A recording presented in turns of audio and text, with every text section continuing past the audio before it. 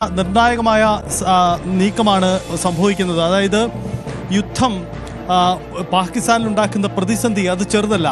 ആ പ്രതിസന്ധിയുടെ പശ്ചാത്തലത്തിൽ കൂടിയാവണം ഇത്തരത്തിലൊരു സൈനിക തല ചർച്ചയ്ക്ക് പാകിസ്ഥാൻ സാധ്യത തേടുന്നതിൻ്റെ കാരണം ഇന്ത്യയുമായി നടന്ന ഈ ആശയവിനിമയത്തിൽ തുടർ നീക്കങ്ങൾ ഇന്ത്യയുടെ ഭാഗത്തു നിന്ന് ഉണ്ടായിട്ടില്ല. ഇന്ത്യയെ സംബന്ധിച്ച് ഇതൊരു സൈനിക നടപടി, ഏതെങ്കിലും ഒരു പ്രദേശം പിടിച്ചെടുക്കാനോ അതല്ലെങ്കിൽ അവരുടെ സാമ്പത്തിക ശക്തി ലക്ഷ്യമിട്ടുകൊണ്ടോ നടത്തുന്ന നീക്കമല്ല, മറിച്ച് ഭീകരതയ്ക്കെതിരായ പോരാട്ടമാണ്. അവിടെ ഇന്ത്യയുടെ ലക്ഷ്യം ഭീകരർ മാത്രമാണ്. അത് നേരത്തെയും വ്യക്തമാക്കിയിട്ടുള്ള കാര്യമാണ്. പാകിസ്ഥാന് മുന്നിൽ ഇത്തരം ഒരു സമ്മർദ്ദമുണ്ടാകുന്നതിന് പല പശ്ചാത്തലങ്ങളുണ്ട്. ഒന്ന്, അവർക്കവിടെ ഉണ്ടാകുന്ന ആഭ്യന്തര സംഘർഷം. കാരണം ആഭ്യന്തരമായി തന്നെ പാകിസ്ഥാന് വലിയ വെല്ലുവിളി ഉണ്ടാക്കുന്നുണ്ട് ഈ നീക്കങ്ങൾ. രണ്ട്, നയതന്ത്ര തലത്തിൽ ലോകരാജ്യങ്ങൾ പാകിസ്ഥാന് മേൽ വലിയ സമ്മർദ്ദം ചെലുത്തുന്നുണ്ട്. പ്രത്യേകിച്ച് സൗദി, അമേരിക്ക, ചൈന പോലെയുള്ള രാജ്യങ്ങൾ ഉയർത്തുന്ന സമ്മർദ്ദം പാകിസ്ഥാന് മുന്നിലുണ്ട്. ഈ സാഹചര്യങ്ങൾ കൊണ്ടുകൂടിയാവാം ഇത്തരമൊരു നീക്കമുണ്ടാവുന്നത്.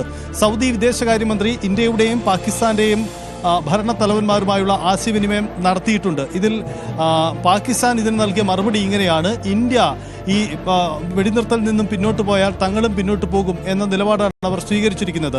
പക്ഷേ ഇന്ത്യയെ സംബന്ധിച്ച് ഇതിനൊരു മറുപടി കൊടുക്കുക സാധ്യമാണെന്ന് തോന്നുന്നില്ല. കാരണം ഇന്ത്യയെ സംബന്ധിച്ച് നമ്മൾ ഓപ്പറേഷൻ സിന്ദൂർ ഇന്ത്യ പ്രഖ്യാപിച്ചത് തന്നെ ഒരു പ്രത്യേക ലക്ഷ്യം മുൻനിർത്തിയാണ്. ഭീകരതയ്ക്കെതിരായ പോരാട്ടത്തിൻ്റെ ഭാഗമാണ്. സ്വാഭാവികമായും അതിലാണ് തീരുമാനവും തുടർ നടപടികളും ഉണ്ടാവേണ്ടത്. അതുകൊണ്ട് ഇക്കാര്യത്തിൽ വൈകിട്ടത്തെ വാർത്താ സമ്മേളനത്തിൽ ഒരുപക്ഷെ ഈ പാകിസ്ഥാന്റെ ഈ ഒരു ചർച്ചാ നീക്കത്തിൽ ഇന്ത്യ നിലപാട് വ്യക്തമാക്കാൻ സാധ്യതയുണ്ട്. വിദേശകാര്യ മന്ത്രാലയ സെക്രട്ടറി അടക്കം പങ്കെടുക്കുന്ന ഈ വാർത്താ സമ്മേളനത്തിൽ ഇതിൻ്റെ ഒരു വ്യക്തത ഉണ്ടാവുമെന്ന് കരുതാം. എന്തായാലും ഒരു കാര്യം വ്യക്തമാണ്: പാകിസ്ഥാന് മേൽ വലിയ സമ്മർദ്ദമുണ്ട്. അത് ലോകരാജ്യങ്ങൾ ഉയർത്തുന്ന സമ്മർദ്ദത്തിനപ്പുറം ആഭ്യന്തര സംഘർഷവും അതിശക്തമാണ്. ഇന്ത്യയുടെ തിരിച്ചടി വലിയ തരത്തിലുള്ള സൈനിക നഷ്ടം അവിടെ ഉണ്ടാക്കുന്നുണ്ട്. പ്രത്യേകിച്ച് സൈനിക എയർ ബേസുകൾ കേന്ദ്രീകരിച്ച് വ്യാപക നാശനഷ്ടം കൂടി ഉണ്ടായിട്ടുണ്ട് എന്ന റിപ്പോർട്ടുകളും പുറത്തു വരുന്നുണ്ട്. സജിത്ത്, അതായത് പാകിസ്ഥാൻ കരുതിയതുപോലെ കാര്യങ്ങൾ നിൽക്കുന്നില്ല. ജനങ്ങളെ തെരുവിലിറക്കി. ഇൻഡസ് ട്രീറ്റി കരാർ റദ്ദാക്കിയപ്പോൾ സാധാരണ ജനങ്ങളെ ഉപദ്രവിക്കുകയാണ് ഇന്ത്യ എന്ന തരത്തിലുള്ള വിഷയം ഉയർത്തിക്കൊണ്ടുവരാൻ നോക്കി. അതും ഏറെക്കാലമൊന്നും മുന്നോട്ട് കൊണ്ടുപോകാൻ പാകിസ്ഥാന് കഴിഞ്ഞില്ല. ഇപ്പോഴിത് ഭീകരർ ആണ് കൊല്ലപ്പെട്ടത് എന്ന തെളിവുകൾ കൂടുതൽ പുറത്തേക്ക് വരുമ്പോൾ അമേരിക്ക പോലുള്ള രാഷ്ട്രങ്ങൾക്ക് ഇനി ഏതെങ്കിലും തരത്തിലൊരു പിന്തുണയോ അല്ലെങ്കിൽ ഒരു സംയമനം ഇന്ത്യ സ്വീകരിക്കണം എന്ന് പോലും പറയാൻ കഴിയാത്ത രീതിയിലേക്ക് കാര്യങ്ങൾ പോകുന്നു. അതുകൊണ്ട് കൂടിയാണ് അമേരിക്കയൊക്കെ വളരെ പെട്ടെന്ന് ഇടപെടൽ നടത്തുന്നത്. ഇതുവരെ വളരെ ഒരു പാസീവ് നിലപാടെടുത്ത ചൈന പോലും ഇടപെടുന്നത് ഇതുകൊണ്ടാണ് എന്നുകൂടി വേണമോ മനസ്സിലാക്കാൻ? ഏത് തരത്തിലുള്ള ഒരു സമ്മർദ്ദം പാകിസ്ഥാന് ആഭ്യന്തരമായി കൂടി ഉണ്ടാകുന്നു എന്നൊക്കെയുള്ള റിപ്പോർട്ടുകൾ വരുന്നുണ്ട്. അവരുടെ മേഖലയിലെ സംഘർഷം ഒഴിവാക്കാൻ പൊതുവിൽ ലോകരാജ്യങ്ങളുടെ ഇടപെടൽ തുടർച്ചയായി ഉണ്ടാവുന്നുണ്ട്. അതിലൊന്ന് അമേരിക്കയാണ്. അമേരിക്ക സ്റ്റേറ്റ് സെക്രട്ടറി ഇരു രാജ്യങ്ങളുടെയും ഭരണ നേതൃത്വവുമായി പലവട്ടം ആശയവിനിമയം നടത്തിയിട്ടുണ്ട്. ഇതിൽ ഇവർ ചൂണ്ടിക്കാട്ടുന്ന കാര്യം ഈ സംഘർഷം ഒഴിവാക്കി, സൈനിക നടപടികൾ ഒഴിവാക്കി പകരം അത് രാഷ്ട്രീയമായ ചർച്ചയിലൂടെ പരിഹരിക്കണമെന്ന ആവശ്യമാണ്. ഇവിടെ ഇന്ത്യയുടെ നിലപാട് ഇത് ഒരു രാഷ്ട്രീയ തർക്കമല്ല, മറിച്ച് പാകിസ്ഥാനെതിരായ പോരാട്ടവുമല്ല. പെഹൽഗാം എന്ന ഒരു പ്രത്യേക സംഭവം ഉണ്ടാകുന്നു. നിരപരാധികളായി 26 പേരെ തീവ്രവാദികൾ വെടിവെച്ചു കൊല്ലുന്നു. ആ തീവ്രവാദികളെ തപ്പിയുള്ള തുടർ നടപടികൾക്കിടയിലാണ് ഇത്തരമൊരു ഓപ്പറേഷൻ പ്രഖ്യാപിക്കേണ്ടി വന്നത്. 15 ദിവസത്തെ കാത്തിരിപ്പ് പാകിസ്ഥാന് മേൽ ഉണ്ടായിരുന്നു. പക്ഷേ അവിടെയും നടപടികൾ ഉണ്ടാവാത്ത സാഹചര്യത്തിലാണ് ഇന്ത്യ ഇത്തരമൊരു നീക്കം നടത്തിയത്. എന്ന് മാത്രമല്ല, ആ നീക്കം നടത്തിയത് പാകിസ്ഥാന് മേലല്ല, മറിച്ച് പാകിസ്ഥാനിൽ സ്ഥിതി ചെയ്യുന്ന ഭീകര കേന്ദ്രങ്ങളാണ് ഇന്ത്യ ലക്ഷ്യമിട്ടത്. പകരം പിന്നീട് തിരിച്ചടി ഉണ്ടായപ്പോൾ പാകിസ്ഥാനെ കടന്നാക്രമിച്ചു എന്നതും ശരിയാണ്. ഇതാണ് ഇന്ത്യ ഈ വിഷയത്തിൽ എടുക്കാൻ പോകുന്ന നിലപാട്. എന്തായാലും ചൈനയും ഈ വിഷയത്തിൽ പൊതുവിൽ പാകിസ്ഥാൻ അനുകൂല നിലപാടെന്ന് ആദ്യം തോന്നിച്ചെങ്കിൽ കൂടിയും ഇക്കാര്യത്തിൽ ന്യൂട്രൽ സ്റ്റാൻഡിലേക്ക് ചൈനയും വന്നു എന്ന് വേണം കരുതാൻ. കാരണം മേഖലയിലെ സംഘർഷം ഒഴിവാക്കാൻ വേണമെങ്കിൽ മധ്യസ്ഥത ആവാം, അവർ നിൽക്കാം എന്നൊരു നിലപാടിലേക്കും അവരും വന്നിട്ടുണ്ട്. സൗദിയുടെ ഇടപെടലാണ് ഏറ്റവും പുതിയതായി ഉണ്ടായിരിക്കുന്നത്. അവിടെയാണ് പാകിസ്ഥാൻ അവരുടെ നിലപാട് വ്യക്തമാക്കുകയും ചെയ്തിട്ടുണ്ട്. പാകിസ്ഥാന് മേലുണ്ടാവുന്ന വലിയ സമ്മർദ്ദം അത് വ്യക്തമാണ്. കഴിഞ്ഞ ദിവസം പാകിസ്ഥാൻ നാഷണൽ കൗൺസിലും മറ്റുമുണ്ടായ പാർലമെന്റ് അംഗങ്ങളെടുത്ത നിലപാടുകളും പരസ്യ നീക്കങ്ങളും ഒക്കെ കണ്ടതാണ്. കാരണം രാജ്യത്തെ ഒരു അസ്ഥിരത പ്രകടമാകുന്നതായിരുന്നു അത്. ഭരണ നേതൃത്വത്തിനെതിരെ, പട്ടാളത്തിനെതിരെ പാർലമെന്റ് അംഗങ്ങൾ പരസ്യ നിലപാടെടുക്കുന്ന സാഹചര്യം പോലും അവിടെ ഉണ്ടായിട്ടുണ്ട്. ഇതൊക്കെ അവർക്ക് മേലുണ്ടാകുന്ന സമ്മർദ്ദമാണ്. പക്ഷേ പുറമേക്ക് ഇന്ത്യ പിൻവലിഞ്ഞാൽ ഞങ്ങളും പിൻവലിയാം എന്ന നിലപാടാണ് ഇതുവരെ അവർ സ്വീകരിച്ചിട്ടുള്ളത്.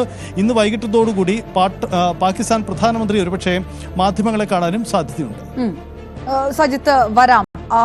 അതേ സമയത്ത് പാകിസ്ഥാന്റെ ആക്രമണങ്ങൾ അവസാനിക്കുന്നുമില്ല എന്നുള്ളത് എടുത്തു പറയണം. ഈ തരത്തിൽ യുദ്ധം അല്ലെങ്കിൽ വെടിനിർത്തലിന് ഞങ്ങൾ തയ്യാറാണ്, ആ നിലപാടുകൾ ഉണ്ടാകണമെന്ന് പാകിസ്ഥാൻ അധികാരികൾ ആവശ്യപ്പെടുമ്പോഴും, ഇന്ത്യയോട് ആവശ്യപ്പെടുമ്പോൾ പോലും അതിർത്തിയിൽ പാകിസ്ഥാൻ ആക്രമണം തുടരുന്ന സാഹചര്യം. ശ്രീനഗർ വിമാനത്താവളത്തിനും സൈനിക ആസ്ഥാനത്തിനും സമീപം സ്ഫോടനങ്ങൾ ഉണ്ടായിട്ടുണ്ട് എന്ന റിപ്പോർട്ട് വരുന്നു. കശ്മീരിലെ ബരാമുള്ളയിലും 2 സ്ഫോടനങ്ങൾ ഉണ്ടായതായി റോയിറ്റേഴ്സ് ആണ് റിപ്പോർട്ട് ചെയ്തിരിക്കുന്നത്. വിവരങ്ങളുമായി MG മിഥുനും ചേരുന്നു.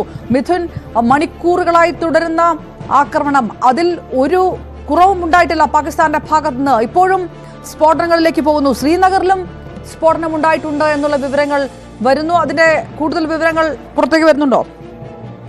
അപർണ, പാകിസ്ഥാൻ പിന്നോട്ടില്ല, പ്രകോപനമായി മുന്നോട്ട് പോകുന്നു എന്നുള്ളത് തന്നെയാണ് നമുക്ക് മനസ്സിലാക്കാൻ സാധിക്കുന്നത്. അത്തരത്തിൽ വീണ്ടും വീണ്ടും പാകിസ്ഥാന്റെ ഭാഗത്ത് നിന്ന് ഇന്ത്യക്ക് നേരെ ആക്രമണങ്ങൾ ഉണ്ടാകുന്നു. ശ്രീനഗർ വിമാനത്താവളത്തിന് സൈനിക ആസ്ഥാനത്തിനും ഇടയിലാണ് ആദ്യ സ്ഫോടനം റിപ്പോർട്ട് ചെയ്തിട്ടുള്ളത്. റോയിറ്റേഴ്സ് ആണ് ഇത് സംബന്ധിച്ചുള്ള വാർത്ത പുറത്തുവിടുകയും ചെയ്തത്. മറ്റൊന്ന്, കശ്മീരിലെ ബാരാമുള്ളയിലും 2 സ്ഫോടനങ്ങൾ നടന്നതായിട്ടുള്ള വിവരങ്ങൾ കൂടി വരുന്നു. ഏറ്റവും ഒടുവിൽ വന്നിട്ടുള്ള വിവരങ്ങളാണ് ഇത് രണ്ടും.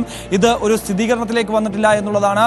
പ്രതിരോധ മന്ത്രാലയം ഇത് സംബന്ധിച്ചുള്ള ഔദ്യോഗിക വിവരങ്ങൾ കൈമാറുകയും ചെയ്തിട്ടില്ല. പക്ഷേ ഉഗ്ര സ്ഫോടനം നടന്നു, വലിയ ശബ്ദം കേട്ടതായി ഈ പ്രദേശത്ത് നിന്ന് കേട്ടതായിട്ടുള്ള വിവരങ്ങൾ വരുന്നു. കാരണം കഴിഞ്ഞ ദിവസവും ശ്രീനഗർ വിമാനത്താവളത്തിന് സമീപം സമാനമായ രീതിയിലുള്ള ഒരു അറ്റാക്ക് പാകിസ്ഥാന്റെ ഭാഗത്തു നിന്നുണ്ടായിരുന്നു. അത് പ്രതിരോധിക്കാൻ ഇന്ത്യക്ക് സാധിക്കുകയും ചെയ്തു. അതായത് ഈ മേഖലയിലുള്ള വ്യോമ പ്രതിരോധ സംവിധാനം തകർക്കുന്നതിന്റെ ഭാഗമായിട്ടുള്ള നീക്കമായിരുന്നു പാകിസ്ഥാന്റെ ഭാഗത്തു നിന്നുണ്ടായത്. അത് തടയിടാൻ ഇന്ത്യക്ക് സാധിക്കുകയും ചെയ്തിട്ടുണ്ട് എന്നാണ് മനസ്സിലാക്കാൻ സാധിക്കുന്നത്. ഇതിന്റെ സൗണ്ടാണ്, അല്ലെങ്കിൽ ഇതിന്റെ ശബ്ദമാണ് പ്രധാനമായും വലിയ സ്ഫോടനം രീതിയിൽ കേട്ടത് എന്നാണ് നമുക്ക് മനസ്സിലാക്കുന്നത്. അങ്ങനെയാണ് അത് അനുമാനിക്കാൻ സാധിക്കുകയും ചെയ്തത്. എന്തായാലും പാകിസ്ഥാന്റെ ഭാഗത്തുനിന്ന് പ്രകോപനം തുടരുന്നു. നേരത്തെ പത്താൻകോട്ടിലും സമാനമായ രീതിയിലുള്ളൊരു ആക്രമണം ഉണ്ടായി. അവിടെ വലിയ രീതിയിൽ സൈറൺ മുഴങ്ങുന്നതുമായി ബന്ധപ്പെട്ട വിവരങ്ങൾ കൈമാറുകയും ചെയ്തു. ഒപ്പം തന്നെ, അതായത് പഞ്ചാബ് ഹിമാചൽ അതിർത്തിയിലുള്ള ഒരു ഫയറിംഗ് റേഞ്ചിലെ കുന്നിന് മുകളിൽ നിന്നാണ് ഇത്തരത്തിലൊരു വിവരം, ഈ പുകപടലങ്ങൾ ഉയരുന്നത് കാണുകയും ഒപ്പം തന്നെ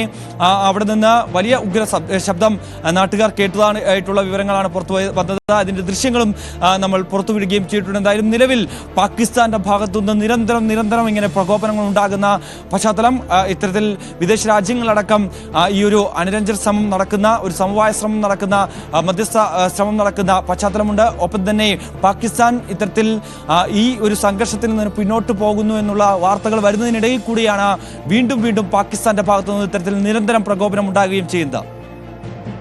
ഓക്കെ, പാകിസ്ഥാൻ പറഞ്ഞ വാക്ക് പാലിക്കാത്ത പാകിസ്ഥാൻ നെറുകേടിന്റെ ആക്രമണ രീതി തുടരുന്നു എന്നുള്ള വാർത്തകൾ.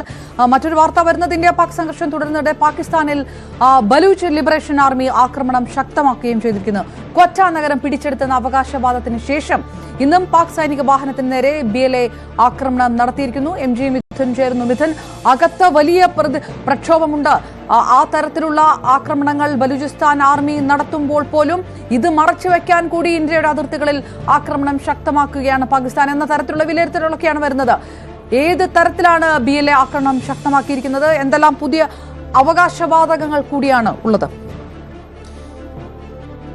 അപർണ, ഇത്തരത്തിൽ ആഭ്യന്തര കലാപവും വലിയ രീതിയിൽ പാകിസ്ഥാനിൽ രൂക്ഷമാകുന്നു എന്നുള്ള സൂചനകളാണ്, അല്ലെങ്കിൽ അത്തരത്തിലുള്ള കൃത്യമായ വിവരങ്ങൾ തന്നെയാണ് പുറത്തു വരുന്നത്. ബലൂച്ച് ലിബറേഷൻ ആർമി അല്പസമയത്തിന് മുമ്പ് പുറത്തുവിട്ട ഒരു ദൃശ്യങ്ങളുണ്ട്. അത് അല്പസമയത്തിനകം തന്നെ നമുക്ക് പ്രേക്ഷകരിലേക്ക് എത്തിക്കാൻ സാധിക്കുമെന്നാണ് നമ്മൾ പ്രതീക്ഷിക്കുന്നത്. കാരണം അതിൽ പാകിസ്ഥാന്റെ സൈനിക വാഹനത്തിന് നേരെയാണ് ഇന്നും ആക്രമണം ഉണ്ടായത്.